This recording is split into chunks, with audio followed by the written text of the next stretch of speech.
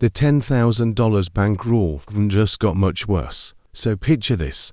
You walk into your bank, slide $9,999 across the counter, give the teller your best innocent smile, and think, beat the system. Yeah, the government saw that coming, like decades ago. And now, it just got even worse. Welcome to Learn Finance with Zig, the only finance channel where we explain the boring stuff before it bites you in the wallet. Today, we're talking about the $10,000 bank rule, what it is, what it became, and why you need to care even if you've never touched $10,000 in cash in your life. Let's get into it. What is the $10,000 rule? Alright, quick history lesson. Don't worry, I'll keep it spicy. Back in 1970, the US government passed the Bank Secrecy Act. Sounds fancy. What it basically said was this: hey banks, if anyone deposits or withdraws $10,000 or more in cash, you have to tell us. That report, it's called a Currency Transaction Report, or CTR, and your bank files it automatically. You don't sign it, you don't see it, it just happens. The government gets a little note that says, hey, Zig just dropped 10 grand in cash. Now, why did they do this? Drug dealers, mostly drug dealers. Also money launderers, tax evaders, basically anyone who loves cash and hates paperwork. The government needed a way to track large cash movements, so they set the threshold at $10,000. Simple enough, right? Oh, sweet summer child, we're just getting started.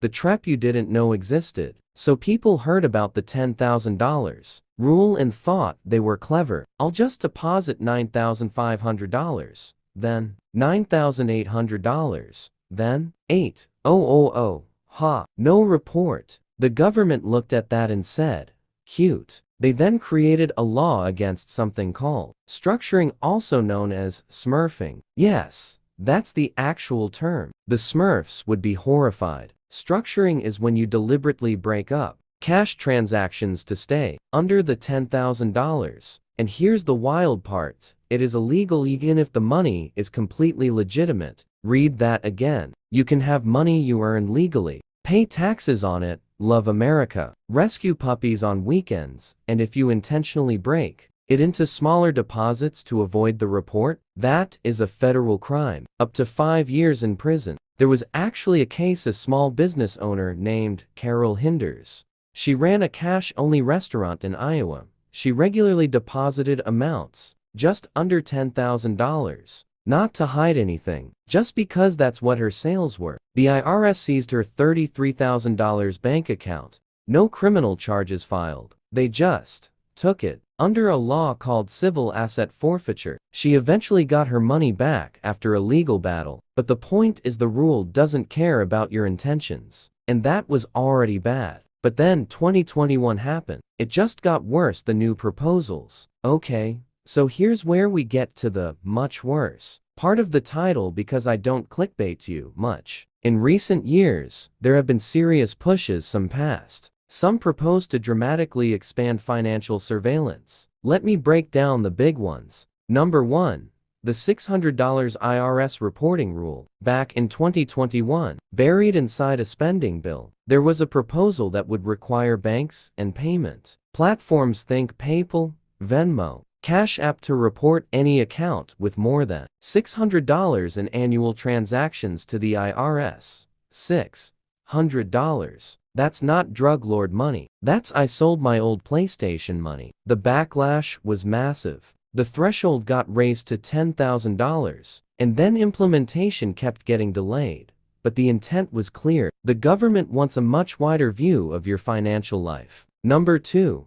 Crypto. If you thought crypto was your financial escape hatch, surprise. New IRS rules now require crypto brokers to report transactions over $10,000. The same reporting requirements that apply to cash now increasingly apply to digital assets. Number 3. Venmo, Zelle, and payment apps. The IRS now requires payment platforms to send you a 1099K if you receive over $5,000 in payments. down from $20,000 previously. They want to know if you're running a side hustle, even if it's just selling baked goods at a local market. The net is getting wider, folks. What started as catching drug traffickers is slowly becoming a system that touches everyday people. What does this mean for you now? And I want to be very clear here: if you're not doing anything illegal, you're not going to jail. Let's not catastrophize. But what you should know is this: one, large cash transactions will be reported. That's just the reality. Or receiving a large payment.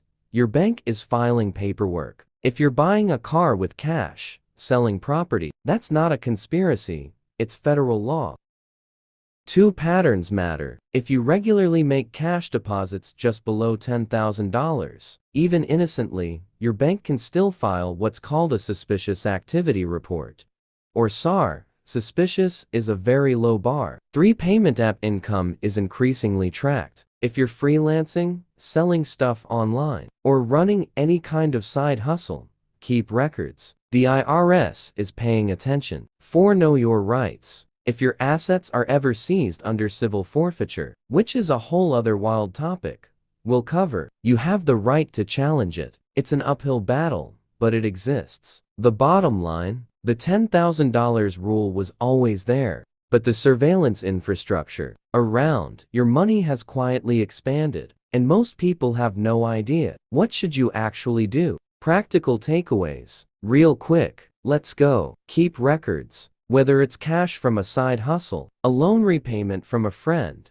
or a big sale, document it. A paper trail is your best friend. Don't structure, seriously, in if it feels logical to deposit money in smaller chunks for budgeting reasons. Be aware of how it looks. Talk to your bank if you're moving large amounts regularly. Understand your 1099K obligations. If you use payment apps for business, even part-time, you may owe taxes on that income. Set aside a percentage. Your future self will thank you. Consider a CPA or financial advisor if you're regularly dealing with cash-heavy income. The cost of advice is way cheaper than the cost of a problem. And finally, stay informed. Rules change. Thresholds change. What was fine last year might be a headache next year. The $10,000 rule started as a way to catch the big bad guys. But over the decades, the definition of suspicious has gotten a lot more flexible. You don't have to be paranoid, but you do have to be aware. That's the whole point of this channel. Finance isn't just for Wall Street suits. It affects every dollar you earn, spend, and move. And the more you know, the more protected you are. If this video helped you, smash that like button.